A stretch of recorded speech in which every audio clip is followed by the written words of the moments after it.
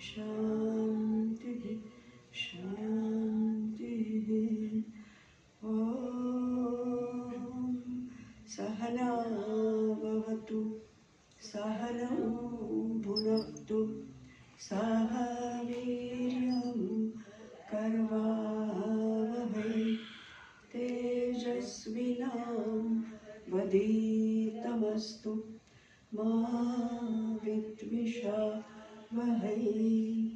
ओम शांति शांति शांति। ओम श्री गुरुभ्यो नमः। ओम नारायण नारायण नारायण। ब्रह्मश्री माला 51-51।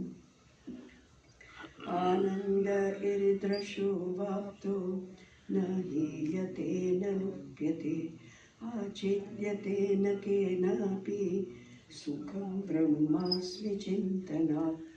भूमेरं क्षत्रये क्षुद्रः क्षुब्धः क्षारश्च सागरः हृद्यस्तु मे विपर्यस्तः सुखं ब्रह्मास्मि भावना। स्वरूपानन्दतृप्तस्य विषयः किं प्रयोजनं सुधातृप्तस्य किं मद्यैस्तृप्तं ब्रह्मास्मि तीर्थकम्।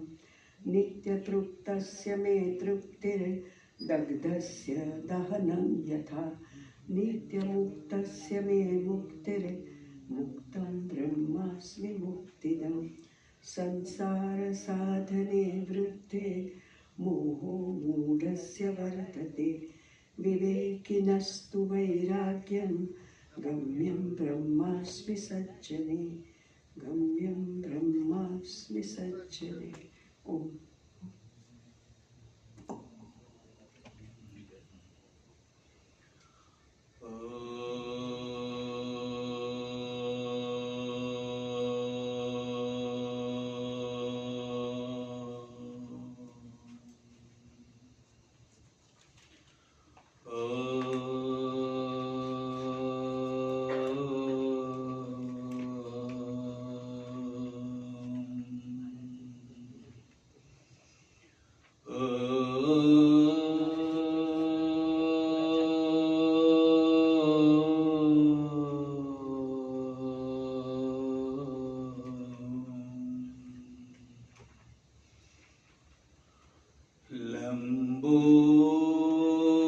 लंबोदरं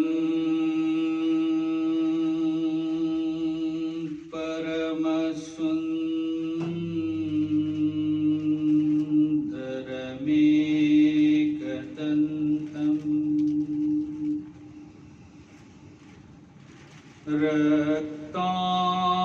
रक्ताम्बरं त्रिनयनं परमं पवित्रम्।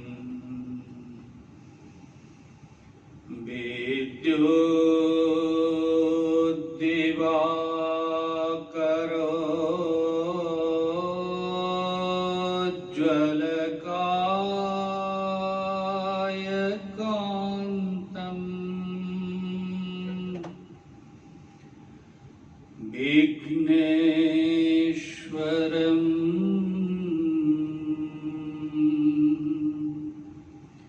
हे विघ्नेश्वरं सकलविघ्नहरं नमामि।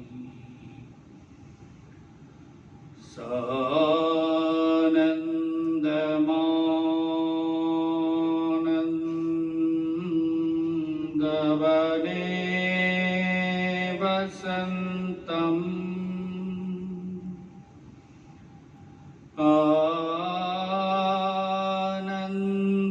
आनन्दकन्दं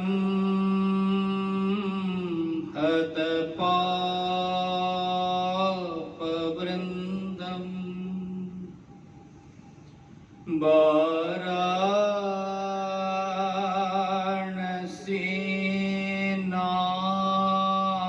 वाराणसीनाथं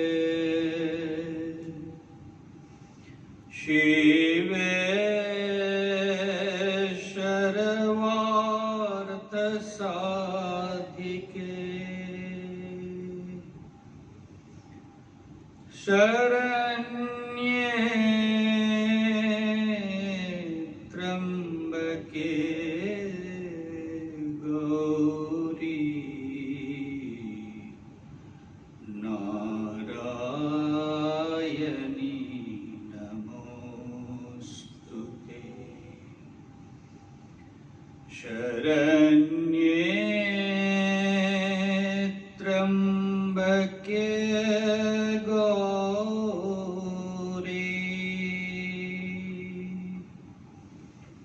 नारायणी नमोस्तुते।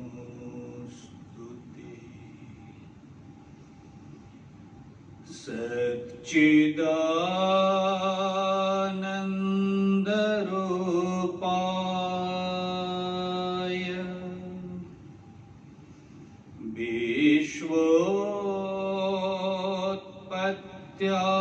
विश्वोत्पत्त्यादि हेतवे तापत्रय विनाशाय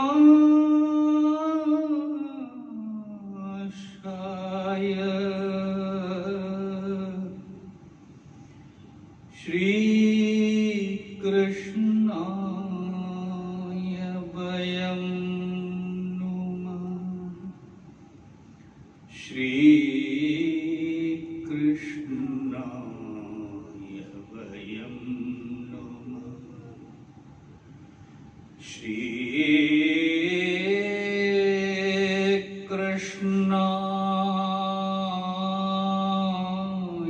वयं नुमः।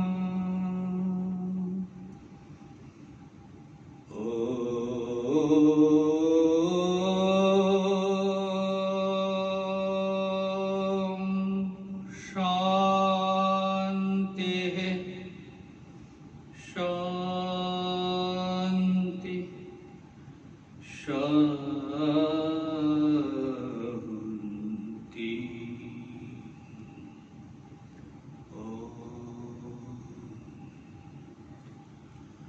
शिव शिव शिव। आराध्य के चरणों में कोटि कोटि प्रणाम। मेरे सद्गुरुदेव के चरणों में इस पवित्र स्थान के प्रतिष्ठाता सभी महापुरुषों को मैं करबद्ध प्रणाम। भगवत भक्तजन षष्ठ स्कंध के अंतर्गत वृत्रासुर की कथा, उनकी जो स्तुति है उसको हम सुनने और सुनाने के लिए प्रस्तुत हुए हैं।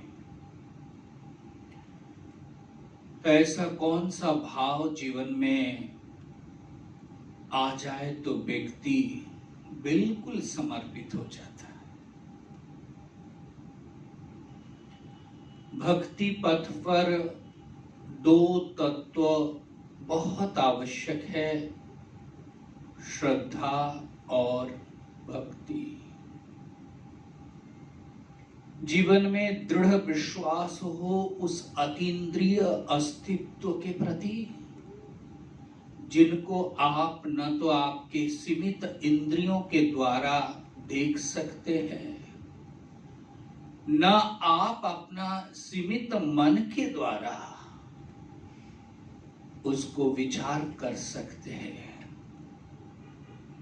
वो जो असीम अद्वितीय सर्वत्र एक अनुशुद्ध परमात्मा है, उसके प्रति दृढ़ विश्वास हो और उस विश्वास में किसी भी प्रकार के संशय विपर्जय आदि न हो। जीवन के संकट काल में भी अगर उनको याद कर पाए, उनको अपने इस मानस में ला पाए, तो समझना थोड़ा काम हमने किया। हमारे अधिकाधिक समय जागतिक भौतिक उपायों से हम अपना समाधान ढूंढना चाहते हैं उस क्राइसिस के पीरियड में। जब इधर उधर कहीं नहीं हाथ लगता है, तब हिम्मत हार करके इस भौतिक उपायों से तब जाकर के कहीं वो संदिग्ध चेतना से संशय लेकर के वो ईश्वर के पास पहुंचते। वो भक्त नहीं है नारायण। ऐसा एक दृढ़ विश्वास हो, रक्षिष्यतीति विश्वासो, मेरे को वो रक्षा करते। कैसा विश्वास। जीवन में घोरतर संकट आए, वो एकमात्र रक्षक है। इसलिए षड्विधा शरणागति में अंतिम जो उपाय लिख रहे हैं स्टेज, वो वहां लिखते हैं रक्षिष्यति विश्वास हो। और तब जाकर के साधक वर्ण करते हैं गोप्तृत्व वर्णम तथा आत्म निक्षेप कार्पण्य। और वो सब छोड़ करके सारे संशय विपर्जय को त्याग करके वो परम आश्रय को प्राप्त करता है। वो जो दिव्य चेतना है, वो जो साधक है, भक्त है, उनके स्थिति को देखो। हम जब संसार में विचरण करते हैं, संसार में है, तो कितने से हम हेल्प ले करके मांग करके जी रहे हैं। कहीं ना कहीं हमारे अस्तित्व पर संकट आने पर ये भौतिक उपायों को, चाहे वो धन हो, जन हो, कुटुंब हो, इस पर बड़ा विश्वास होता है। देखेगा, करेगा, होगा, यही साधन, यही उपाय, यही सब। परंतु जिनके चित्त में ये संपूर्ण संसार के वास्तविक स्वरूप का प्रकट हुआ और उन्होंने अगर निश्चय कर पाया, नारायण, यह भी एक दैव की कृपा है, अनुग्रह है। इसलिए अध्यात्म में भक्त के हृदय का बल वो है जो दृढ़ विश्वास, और फिर जिनके प्रति विश्वास है उनके साथ एक लगाव भी होता है। वो है सा परम प्रेम रूपा भक्ति। इसलिए भगवत भक्तजन, जब हम भक्तों की चरित्र, उनके जीवन, उनके आचरण और उनके भगवान के प्रति भाव को देखते हैं, तो वो तो नारायण फल को हम देख रहे हैं, परंतु उन्होंने जो पूर्व जीवन में जो साधना की, वो जो उन्होंने पाया, इसको भी थोड़ा देखना चाहिए। इसीलिए मेरे मन में आया कि भक्तों की जो स्तुति है, स्तोत्र है, वो तो हम सुनते ही हैं। क्यों ना हम जिसको बड़ा तुच्छ और घृण्य समझते हैं, जिनके जीवन छिंदी भिंदी, लूट खसोट, यही सब हम मानते हैं, राक्षसों की, असुरों की, जो इंद्रिय के परवश है, असुसु रमन्ते इति असुरा, ऐसे व्यक्ति भी भगवान को कभी भक्त की जैसा आविष्कार कर पाते हैं। इसलिए भगवत भक्तजन, इस वृत्रासुर के कथाओं के द्वारा हम अपने जीवन को पवित्र करना चाहते हैं, बस। चलिए देखिए, हम बहुत दूर तक नहीं जाएंगे, मैं थोड़ा जरूर प्रसंग को सुनाना चाहूंगा। देवगुरु बृहस्पति को बड़ा अपमान हुआ। एक बार क्या है, ऐसे कथा है कि देवताओं के सभा में इंद्र देवराज है और उस देवराज इंद्र सभा चल रही, उस समय देवगुरु बृहस्पति जी प्रवेश किए। सब लोगों ने उठ करके स्वागत किया, अभिवादन किया, यह शिष्टाचार है नारायण। परंतु इंद्र अपने सिंहासन से उठकर खड़े भी नहीं हुए, हिले भी नहीं। देवगुरु बृहस्पति पूरा देखा, देख करके उनको बड़ा कष्ट हुआ कि इंद्र के मन में इतना अभिमान का बोझ है, ये सामान्य शिष्टाचार भी भूल गए। शिष्टाचार यही है कि जब कोई श्रेष्ठ जन, गुरुजन आए, उसको उठ करके अभिवादन करे, जब वो बैठे फिर अगर इशारा करते हैं तो बैठे, ये शिष्टाचार है। बृहस्पति जी, गुरु बृहस्पति ने विचार किया कि इसको शिक्षा देने की जरूरत नहीं, मैं कुछ बोलूं तो ये अभिमान मदमस्त है, उसके हृदय में वो बात मैं क्यों ना जीवन में मैं ही यहां से निकल जाऊं। देखो, और देवगुरु बृहस्पति वहां से निकल जाते हैं। भगवत भक्तजन, ये जो कथानक है इसमें देखो हम लोग क्या करते हैं इस कथाओं को, अरे देवगुरु बृहस्पति के साथ इंद्र ने, देवराज ने ऐसा किया, और उसके साथ हम अपने को क्या करते हैं कि हमारा जो अभिमान है, जो दोष है, वो माफ हो जाएगा। कभी भी नहीं। ये जो देवताओं की कथा है ना, इससे शिक्षा लेने के लिए, सीख के लिए, कितने भी उच्च पद पर क्यों ना हो, कितना भी वैभव संपद भक्त क्यों ना हो, ये अभिमान भगवत भक्तजन कहां घुस करके बैठे हैं, हम समझ ही नहीं पाते।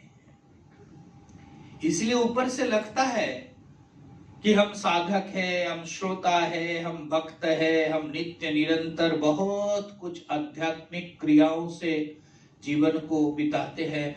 कहीं ना कहीं हमारा अहम का शोधन हुआ ही होगा, हो गया होगा। परंतु भगवत भक्तजन, अहंकार कैसे अच्छे बुरे, सात्विक, राजसिक, तामसिक व्यक्ति के अंदर तक पहुंचे हुए, वो पता नहीं लगता है। इसलिए देव गुरु जब उस दोष से दुष्ट हो सकते, तो हम कहां के हैं। हमें इस प्रकार से विचार करना कि हमें कितनी सजगता और सतर्कता के साथ जीवन को चालना करना है, चलना है। इसलिए भगवत भक्तजन देखो, जप तप पूजा सब कुछ ठीक है, परंतु ये जीवन की जो शुद्धिता है, आचार विचार शिष्टाचार, ये बहुत आवश्यक है। हम लोग ये जो प्रारंभिक जो है इसको हम ओवरलुक करते हैं, जरूरत नहीं है। भगवत भक्तजन, इसी जो है बेस है, और इससे व्यक्ति के जीवन में वो सुवास निकल के आता है। इसलिए भगवत भक्तजन, और ये तो हम महाभारत, ये भागवत की कथा सुन रहे, ये प्रत्येक स्टेज पर आप देखो ना, ये अहम को ही पहले शोधन करो, शोधन करो, शोधन करो। चाहे आप वेदांत के क्लास में बैठे हो, चाहे आप भक्ति के क्लास में बैठे हो, चाहे आप दैनंदिन जीवन में साधक हो, साधना कर रहे हो, तो भी हमारे अंदर कहां वो धस करके, छिप करके वो अहम बैठा है नारायण, पता नहीं लगता। इसलिए हो सके तो अपने आराध्य से, इष्ट से प्रार्थना करो, कम से कम अपना जो रोग है ना, उस रोग को बाहर कर दो, और उस बाहर से हमारे दिल में जो चोट आघात पहुंचेगा, उस समय देखना उसी के पास जाकर के हम आश्रय लेंगे। इसलिए कभी भी ऐसा नहीं समझना चाहिए कि बस हमने तो अभिमान के ऊपर काम कर लिया। नहीं नहीं, कहां किस रूप में, किस बीज में छिपा हुआ है पता नहीं ना रहे। देखिए, कल हमने आपको वो सुनाया ना, उनकी स्तुति, रावण कितना वैभवशाली, कितना संपन्न। अब रावण के इतना बड़ा विद्वान, केवल वैभवशाली नहीं, बड़े विद्वान थे महाराज। जो चाहे उनके पास सब कुछ है, सिद्धि भी है, संपत्ति भी है। अब उनके मन में आया कि भगवान हमारे जो आराध्य वो कैलाश में रहते हैं, अगर उनको यहां हमारे साम्राज्य में लाया जाए तो ठीक रहेगा। क्योंकि अरे वो दूर में क्यों है, हमारे साथ, हमारे पास, हमारे सामने होना चाहिए। तो भक्त की ये चाह होता ही है ना।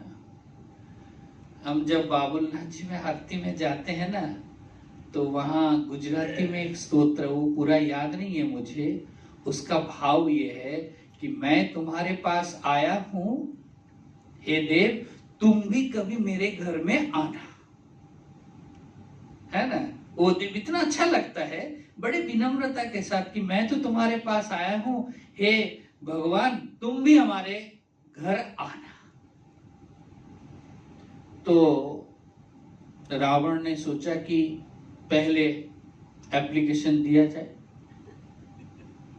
तो एप्लीकेशन दिया तो वो महाराज ग्रहण नहीं हुआ मानो। तो भगवान क्या,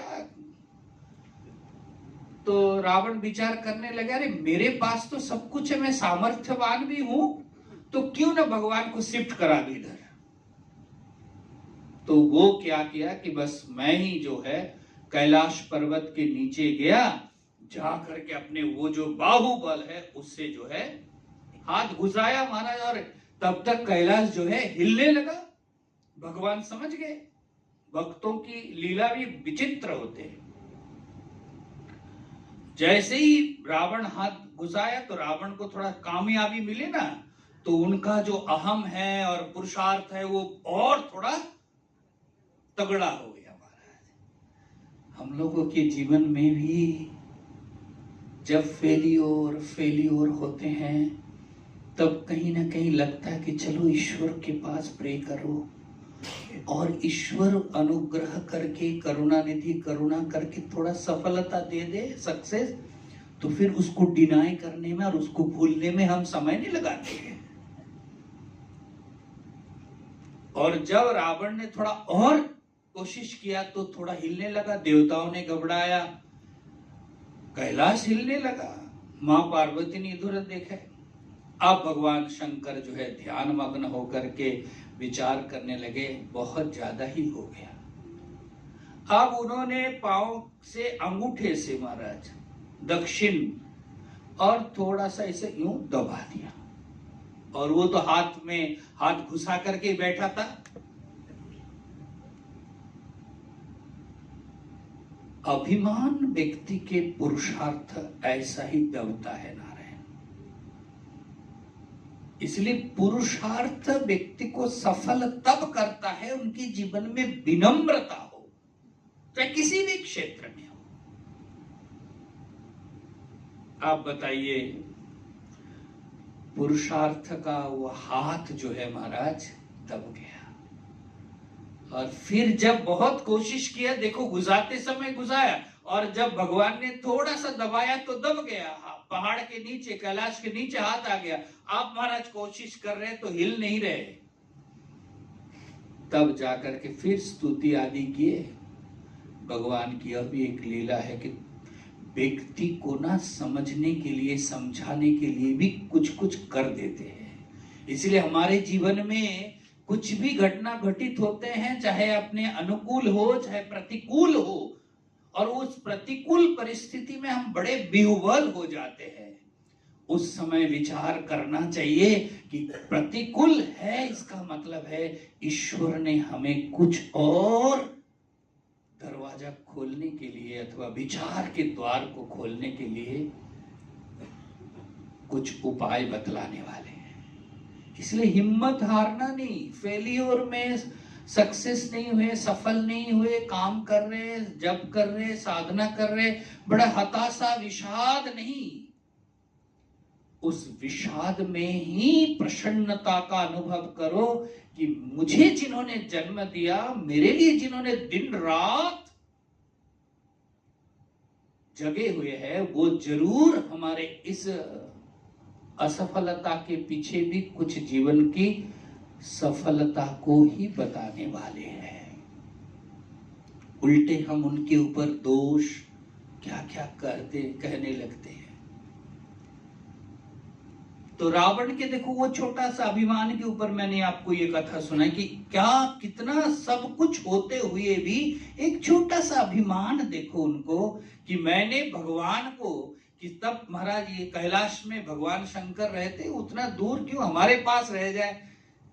महाराज विश्व के सब कुछ आप अपने अधीन कर सकते हैं, परंतु ये जगत के सृष्टा अधीश्वर को आप चाहे कि उनको भी मैं अपने अधीन कर लूं, ये हमारा जीवन का सबसे बड़ा भूल। ठीक उसी प्रकार नारायण वैभव से, संपत्ति से, दान से, स्तुति से आप उनको वश में नहीं कर सकते। हमारी स्तुति से वो प्रसन्न होते, वो उनकी उदारता है, उसमें हमारी कोई योग्यता नहीं है नारायण। वो प्रसन्न होकर के ग्रहण किया, हमने दे पाया, हमने गा पाया, हमने उनको पुकार पाया, ये हमारी पुरुषार्थ है, हमें ऐसा मौका दिया। इस रूप से विचार देखिए, ये अहम के लिए देवराज इंद्र के वो जो अहम है, कितना गुरु के बिना बिल्कुल जीवन अंधेरा है। उस गुरु तत्व को, उस गुरु मूर्ति को कैसे उन्होंने अवज्ञा किया। देखिए महाभारत के और एक दृष्टांत मैं देता हूं। महाभारत की लड़ाई समाप्त हो गया। अब महाराज अर्जुन के सारथी के रूप में भगवान कृष्ण सारे युद्ध में, अब युद्ध समाप्त हुआ, राज सिंहासन तैयार है, राज तिलक की तैयारी चल रही है, और वो अंतिम दिन की युद्ध समाप्त के बाद केशव और पार्थ दोनों वापस आ रहे हैं।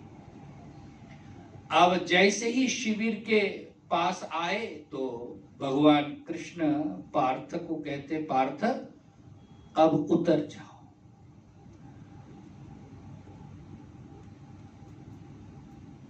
बहुत लग गया। देखो हम लोग को भी ये है, सामान्य उतर जाओ बोला है। अब उनको लगा कि केशव तुम तो सारथी हो ना। पार्थ कह रहे अर्जुन तुम तो सारथी हो ना, आप उतर जाओ मैं उतर जाऊंगा। अब आर्गुमेंट में आने लगा, उतर जाओ। तब तक वो धर्मराज युधिष्ठिर पीछे से आए, सुन करके कहते हैं अर्जुन केशव जब कह रहे हैं तो इसको पालन करना चाहिए, धर्म प्रतिमूर्ति। तो अर्जुन भगवान की बात को नहीं माना। जब बड़े भाई ने कहा कि मानना चाहिए तो उतर के गया, और मुस्कुराते उतर करके अपने शिविर के द्वार तक पहुंचे, और भगवान कृष्ण भी नीचे उतर करके थोड़ी दूर 2-3 कदम गया, और वो रथ जो है पूरा भस्म हो गया, राख हो गया। अर्जुन वापस घूम करके देखते, अरे अर्जुन बिल्कुल अलग हो गए, मत हिल गए। अब भगवान कृष्ण जब पहुंचे तो कहते, सखा क्या रहस्य है, मुझे समझ में नहीं आ रहा है। मैं इतना युद्ध किया, इतना सबको मैंने विजय पाया, ये क्या रहस्य है आपकी, क्या लीला है। भगवान वहां कहते हैं, अर्जुन ये जो तुम्हारे ऊपर इतने दिव्यास्त्रों का प्रयोग हुआ था वो सब विफल हुए, कुछ तो शक्ति का खत्म हुआ, शक्तियों का कुछ रह गया इस रथ के ऊपर जो काम करने में असमर्थ रहा, क्योंकि मैं उस रथ पर सवार था। मैं इसीलिए आज अंतिम दिन है, इसीलिए मैं तुम्हें कहा था कि तुम पहले उतर जाओ, क्योंकि मैं उतर जाऊं तो वो शक्ति अलग होगा, वो पूरा रथ जो है भस्म होगा, उसमें तुम भी नाश हो जाओगे। इसलिए मैंने पार्थ तुम्हें कहा कि तुम पहले उतरो। अर्जुन बिल्कुल म्लान हो गए। भगवत भक्त जन, ये कथन तो ऐसे ही है, परंतु मैं इसको थोड़ा और रिलेट करता हूं कि इस देह रूपी रथ का मालिक कौन है। ये जो चल रहे, ये जो बोल रहा हूं, ये जो सुन रहे, समझ रहे हैं, ये सारे देह से जो काम कर रहे, उसमें अगर मैं कर रहा हूं, मेरा पुरुषार्थ है, मेरी ताकत है, मेरी शक्ति है, मेरी बुद्धि है, तो वो अंतर्यामी बैठ करके मुस्कुराते होंगे। जिस दिन ईश्वर के अंतर्यामी के उस शब्द को स्मरण कर पाएंगे कि देखो सारे सफलता के मूल में वो अदृश्य शक्ति मौजूद है, उसको जिस दिन हम भाप पाएंगे, अनुमान कर पाएंगे, उस दिन नारायण जीवन के जो आपके एक स्टेप आपने बढ़ा पाए। इसलिए इस रथ पर भी वो जो रथी है, वो जो सारथी है, उसको ख्याल करना चाहिए। अपने पुरुषार्थ, अपने ताकत, अपने बल, आत्मबल हो, इस पर बड़ा महियान बलियान नहीं होना चाहिए। ये पूरे शक्ति और ताकत के मूल में वो अदृश्य अंतरात्मा के रूप में, सर्वांतरात्मा के रूप में मौजूद है। वो चाहा तो हमने कुछ कह पाया, वो चाहा तो हमने कुछ दे पाया, वो चाहे तो हम कुछ बोल पाए, नहीं तो कोई भी शक्ति इस संसार में हमें बुलवाने में समर्थ न होते। इसलिए भगवत भक्तजन जितने जितने देखो ये सब कथाओं का हम सुनते हैं, तो वो केवल कथा कहानी के रूप में नहीं, वो अपने जीवन में हम कैसे उसको उतारे। इतने महान, इतने तेजस्वी, इतने तपस्वी, सर्वसमर्थ रावण के जीवन में अगर ऐसे छोटा सा एक ईगो, अहम के कारण इतना बड़ा पुरुषार्थ भी फेलियर हो सकते हैं, तो हम कहां के हैं। कितनी सजगता की जरूरत है। जीवन भर सारथी जैसा कहा, अति संकट के समय भी पांडवों ने भगवान को छोड़ा नहीं। प्रत्येक क्षेत्र में वो दहन से लेकर के सर्वत्र पार्थ ने सबको रक्षा किया, परंतु अर्जुन के छोटा सा अहम अभिमानवान है आज कि मैंने विजय पाया, मैंने विजय को प्राप्त किया।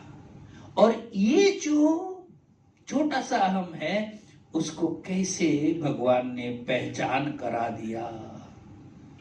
इसलिए भगवत भक्तजन जीवन में किसी भी क्षेत्र में, केवल स्पिरिचुअल के लिए नहीं, केवल अध्यात्म के लिए ईगो को दूर करो, ये नहीं नारायण, आप अपने व्यवहार में भी हो। इस व्यवहार को भी अगर सुधारना चाहते हैं, सुखमय बनाना चाहते हैं, खुद सुखी होना चाहते हैं, तो इस अहम के ऊपर हमें काम करना होगा। साधना क्या करेंगे, जब क्या करोगे? अगर वहां ईगो बड़ा बलियान है तो ये साधना आपको सफलता तक नहीं पहुंचाएगी। इससे अच्छा है कि अपने बल को, अपने सामर्थ्य को, अपने औकात को समझ करके और फिर इस जीवन में एक विनम्रता। इसलिए आपके हमारे सामर्थ्य क्या है नारायण? जल करके राख ही होने वाले हैं, तो क्या और कुछ होंगे आप लोग? ऐसा तो नहीं कि इतने दिनों से मैं सुन रहा हूं, मैं तो सीधा रथ आएगा और मुझे बैठा करके ले जाएगा। भगवत भक्तजन राख ही होंगे, कोई चारा नहीं। परंतु वो राख ऐसा चिता का बनाओ जो महाकाल का अभिषेक हो सकता है। वो राख ऐसा बनाओ कि भगवान शंकर तुम्हारे राख से अंगभूषित कर सकते हैं। वो राख ऐसा बनाओ कि केवल समिधाग्नि, वो यज्ञ समिधा हो जाए और जिसको तिलक के रूप में संसार के लोग धारण करते हैं। राख तो बनना ही है नारायण, तो राख बनने में भी, राख में भी अंतर है, भस्म होने में भी अंतर है।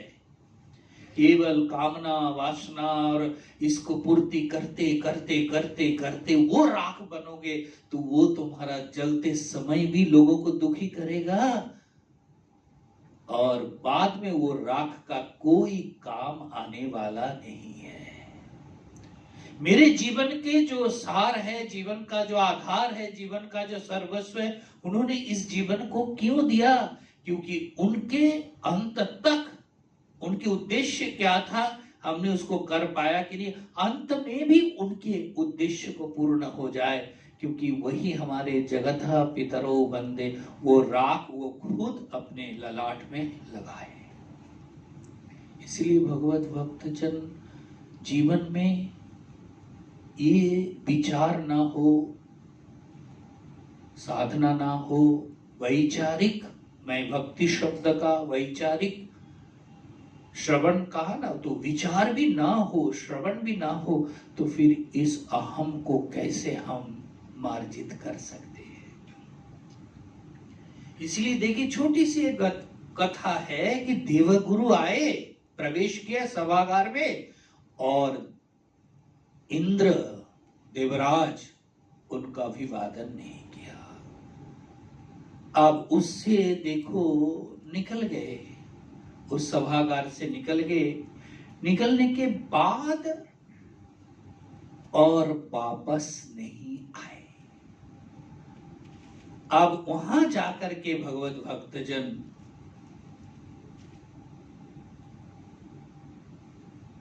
असुर और देव दोनों का संघर्ष है। असुरों के समाज में खबर फैल गया कि देवताओं ने गुरु से विच्युत हो गया, गुरु से देवताओं को अलग होना पड़ा, गुरु नहीं है। भगवत भक्तजन अब देखो, जीवन में गुरु अगर ना हो, गुरु कर्णधार कहते हैं ना, जब आप बड़े बड़े नाव चलते हैं तो उसके पीछे जो ये है ना, वो देखो कैसे मास्तूल के ऊपर किधर वो दिशा, किस दिशा पर जाएगा उसके ऊपर वो निर्भर करता है। ठीक उसी प्रकार जीवन के जो रास्ता है, मार्ग को तय करना है, आप कैसे करोगे? आपके हमारे इसके ऊपर बड़ा भरोसा नहीं कर सकते, इसके ऊपर बड़ा भरोसा नहीं कर सकते। ये दोनों को थोड़ा कोई तो गाइड करे, कोई तो हमें मार्ग बताए, वो है गुरु। हर एक क्षेत्र में उस गुरु तत्व को अब देखो कई बार मन में प्रश्न होता है गुरु बनाना जरूरी है, वहां भी देखो वो आई जो है ना आपको बाधक के रूप में आया, क्योंकि हमारे ही जैसे मांस पिंड रक्त खून खुद भूख प्यास सब है, उनको क्यों गुरु माने? अरे नारायण, भगवान कृष्ण कैसे थे, भगवान राम कैसे थे? अगर उनके जीवन में गुरु का अवतरण है, आवश्यकता है, तो हमारे आपके जीवन में क्यों नहीं है? आप बोलेंगे मैं तो कृष्णम वंदे जगत गुरु, नहीं नारायण, तो जो खुद कृष्णम वंदे जगत गुरु, तो वो खुद क्यों सांदीपनि के पास रह करके विद्या का अभ्यास किया? इसलिए वहां भी सुप्त रूप में आई जो है ना अहम कितना प्रबल है। जब हम किसी को वरण करते हैं गुरु के रूप में, निश्चित अपने अहम को विगलित करके कि आज से हम आपको श्रेष्ठ मान रहे हैं, आज से हम अपने विचार को शुद्ध करने के लिए आपकी हेल्प की जरूरत है। हमारे प्रत्येक पथ पर हम आपको सारथी के रूप में ग्रहण करें, तब जाकर के भगवत भक्तजन गुरु के रूप में वो तत्व प्रकट होते हैं। अब जब देवताओं ने, असुरों ने देखा कि देवता जो है गुरु से च्युत हो गए, गुरु रुष्ट हो गया, शास्त्र में तो यहां भी है कि भगवान रूठ जाए तो भगवान प्रसन्न होते, गुरु रुष्टे न त्राता, कोई त्राण आपको।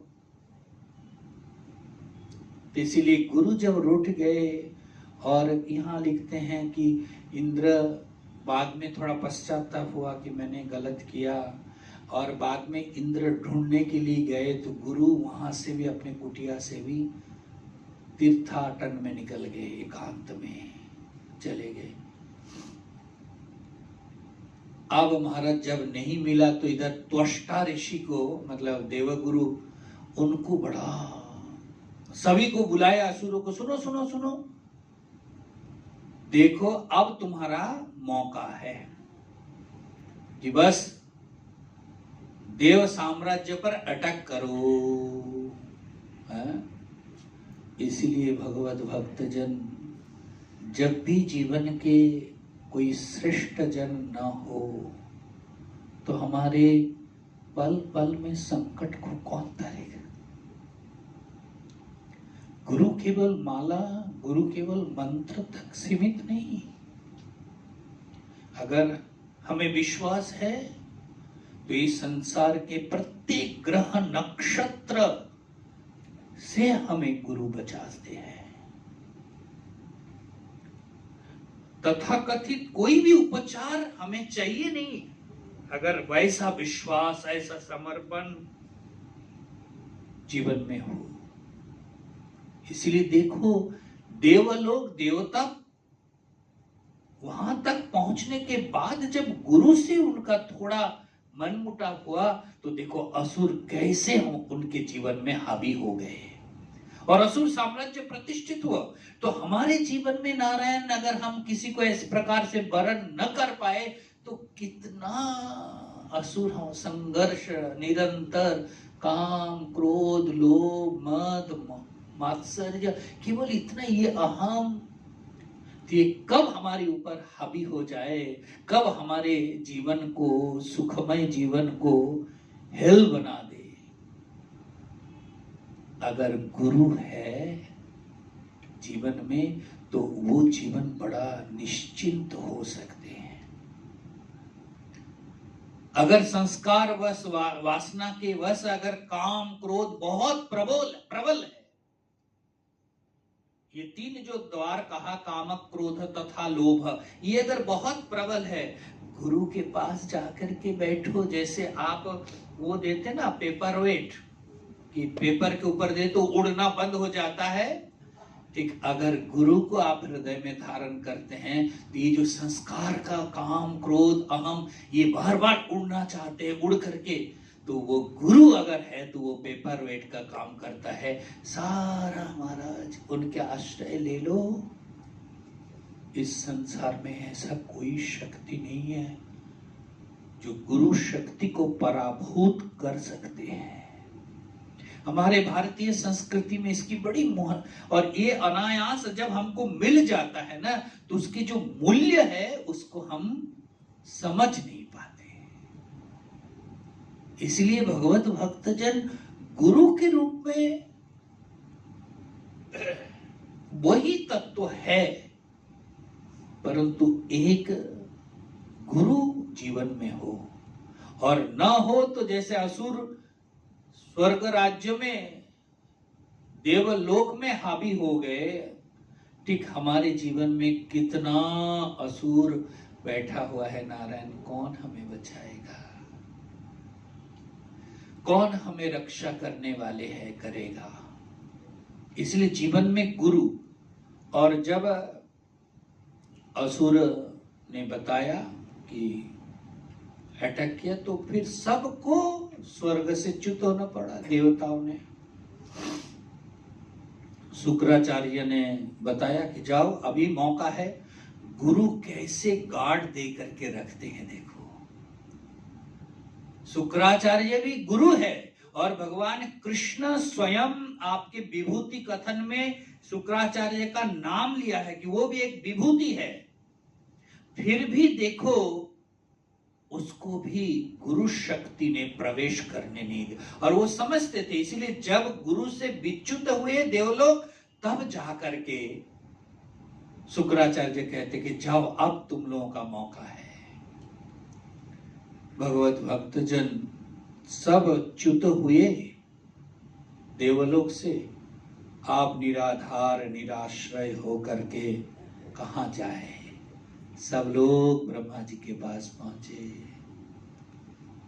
ब्रह्मा जी खुद कुछ कर सकता था कि नहीं, लेकिन ब्रह्मा जी ने कहा कि देखो, किसी ब्राह्मण को, किसी श्रेष्ठ जन को उस गुरु पद में तुम भूषित करो। देखो यहां भी एक शिक्षा, मुझे और बहुत दूर आज चलना था, परंतु मैं जब इस प्रत्येक श्लोक को देखा अपने जीवन से, तो कहां मैं अग्रसर हो सकता हूं। गुरु निकल गए, चले गए अपमानित होकर के, परंतु गुरु बिना किसी भी प्रकार से तुम्हें कोई उद्धार नहीं कर सकते हैं। देवताओं को ब्रह्मा जी ने बताया कि तुम्हें एक नवीन गुरु का अन्वेषण करना होगा। किसी उत्कृष्ट ब्राह्मण को गुरु रूप में वरण करो, और फिर महाराज वो विश्व रूप को गुरु रूप में वरण करता है, विश्व रूप को। परंतु विश्व रूप भगवत भक्तजन, उनकी मां असुर घर की थी और देवता के घर में पिता। आप विश्व रूप इतने उत्कृष्ट ब्राह्मण तपस्वी थे। आप लोग नारायण कवच पढ़ते ना, यही नारायण कवच विश्व रूप ने भगवान इंद्र को, देवर गुरु इंद्र को दिया था। दीक्षा दे करके इंद्र को ही ये नारायण कवच दिया था, जिस कवच को हम नित्य पाठ में भी कई लोग सम्मिलित कर रखा। ऐसे पहुंचे हुए, और महाराज उस पर जो है, जब विश्व रूप को गुरु के रूप में वरण किया, तो देवर लोक में ही रहेगा, और कहां रहेगा।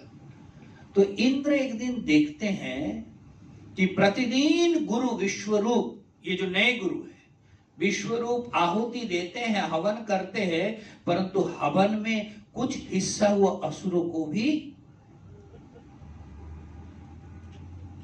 है ना। इसको आप किस रूप से देखते हैं। आप गुरु के रूप में वरण हो गया, गुरु के रूप में प्रतिष्ठित होने के बाद भी मोह कैसे उनको जकड़ करके रखा। मोह बस वो देवर गुरु के रूप में प्रतिष्ठित है, परंतु मातृकुल जो कि असुरों का है, एक मोह कैसे काम कर रहे हैं। और इसलिए चुपके चुपके आहुति तो देवताओं के लिए देते ही हैं गुरु, और चुपके चुपके कुछ आहुति असुरों के लिए। आप उनको लगा इंद्र को कि इसीलिए देखता हूं कि बड़ा बोलबाला है असुरों का, क्योंकि गुरु स्वयं जो है छुप छुप करके आहुति देते रहते हैं। अब महाराज किसको सहन होगा, किसको सहन होगा? हमारे शत्रु को कोई प्रोटेक्ट करे और हमें पता है कि ये घोर तरह शत्रु है, उसको कोई प्रोटेक्ट करे तो प्रोटेक्टर को ही खत्म करना होगा। आप इंद्र के मन में इतना गुस्सा आया, इंद्र ने ब्रह्म हत्या कर दिया, विश्वरूप को मार डाला महाराज। आप देखो ये पूरे कथानक को ना थोड़ा विचार करना चाहिए। कथा आपको याद हो गया होगा, परंतु प्रत्येक स्टेप में स्लिप जो हो रहे हैं व्यक्ति, चाहे वो देव हो, चाहे असुर हो, चाहे गुरु मूर्ति हो, ये जो अहंता, ये जो ममता, इस पर थोड़ा ध्यान। गुरु कितने उच्च देवलोक जिनको वर्ण किया गुरु के रूप में, वो कितना प्योर, कितना अच्छा, फिर भी उनके मन में कैसा मोह कि वो असुरों के लिए भी आहुति देते हैं। तो हम लोग के अंदर जो मोह है वो कहां तक धसे हुए है महाराज। ऐसा लगता है कि किसी से कोई मोह नहीं, लेकिन थोड़ा भी अलग हो ना, हिलने लगे ना, तब मोह जो है बिलबिल बिलबिल बिलबिल करके ऊपर उठ के आएगा। कितना। अब महाराज इंद्र ने उसको हत्या कर दिया। अब क्या होगा? जिन्होंने नारायण कवच दिया, जिन्होंने असुरों से रक्षा करने के लिए नारायण कवच दिया, और ये गुरु के रूप में जिन्होंने अधिष्ठित हुए, उनको महाराज क्रोध के कारण, अन्याय के कारण, अविचार के कारण उनको मार डाला। अब जैसे ही मारा तो ब्रह्म हत्या का पाप तो लगा इंद्र को,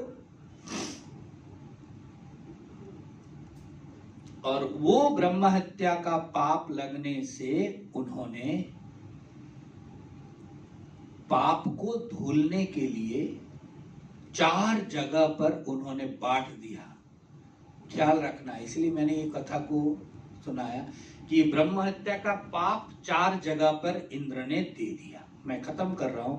एक है पृथ्वी पर, दूसरा है वृक्ष पर, तीसरा है जल पर, और चौथा है स्त्रियों पर। ब्रह्म हत्या का 100% 25-25 करके सबको बांट दिया, वो ब्रह्म हत्या से मुक्त हो गया। तो पृथ्वी पर दिया, तो पृथ्वी में जो बंजर भूमि होता है ना, जिसको ऊषर भूमि जिसको बोलते हैं, वो कहते ब्रह्म हत्या का पाप का, इंद्र का ब्रह्म हत्या का पाप 25% जो है इस ऊषर भूमि के रूप में पृथ्वी में है। दूसरा है जल में, ये वृक्ष में जो निर्यास होते हैं ना, जैसे छाल को उतार करके जो रस निकाला जाता है, आप लोगों ने खाया कि ताड़ बोलते हैं, नशे की भी वो बोलते हैं, ये जो है ब्रह्म हत्या का जो उन्होंने वृक्ष में डाल के रखा ना, उसको उस रूप से आया है। इसलिए कहते हैं वृक्ष छाल उतारने के बाद जो रस निकलते हैं ना, वो कभी खाना, क्योंकि लेकिन देखो आप हिंग खाते हो ना, हाँ वो भी झाड़ का रस है। फिर गुग्गुल जो आरती आदि करते वो भी तो झाड़ का है। तो क्या, तो शास्त्र का निश्चय वर्जयेत वृक्ष निर्यास हिंगूलम गुलला बिना।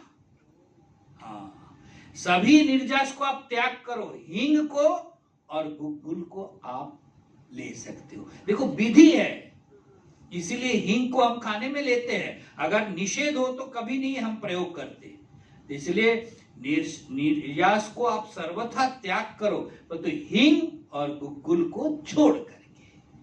तो देखो 25% जो है वृक्षों में दिया, और जल में महाराज 25%। तो जल में क्या है, देखो जिस जल में बहुत बुलबुले हो, बुदबुदे, और जिस जल में खूब फेन हो, उसको कहते वो 25%, इसलिए उसमें स्नान नहीं करना चाहिए कहते हैं। और चौथा हमारा स्त्रियों में जो रजस्वला के रूप में जो है वो। तो इस प्रकार इंद्र ने 4 भाग करके अपने ब्रह्म हत्या का पाप को बांट दिया। अब उसके बाद क्या होने वाला है कल का चिंतन करेंगे। परंतु आज का इतना ध्यान रखिएगा, जीवन में गुरु की आवश्यकता है। जीवन में, अपने जीवन में एक सारे विपत्तियों से, संकटों से कौन रक्षा करेगा? अपने अहम को कौन दूर कर सकता है? एक तो सजगता, दूसरा समर्पण, वरण गुरु के रूप में। तब व्यक्ति के जीवन में वो कामयाब होते हैं। ईश्वर से प्रार्थना कि जीवन में इस अहम को हम बहुत अच्छी तरह पहचान पाए। कई बार पहचान के बाद भी हम उसको नजरअंदाज कर देते। नाथ, जितना हो सके इस अहम के द्वारा कष्ट दे दो, और इतना कष्ट दो कि कम से कम पता चले कि हमारा अहम ही हमारा दुख का कारण है, और तब जाकर के इस अहम को हम त्याग कर सकते हैं। हरिओम तत्सत, हरिओम तत्सत, हरिओम। पूर्णमदः पूर्णमिदं पूर्णात् पूर्णमुदच्यते पूर्णस्य पूर्णमादाय पूर्णमेवावशिष्यते। ओम शांति शांति शांति। हरि ओम।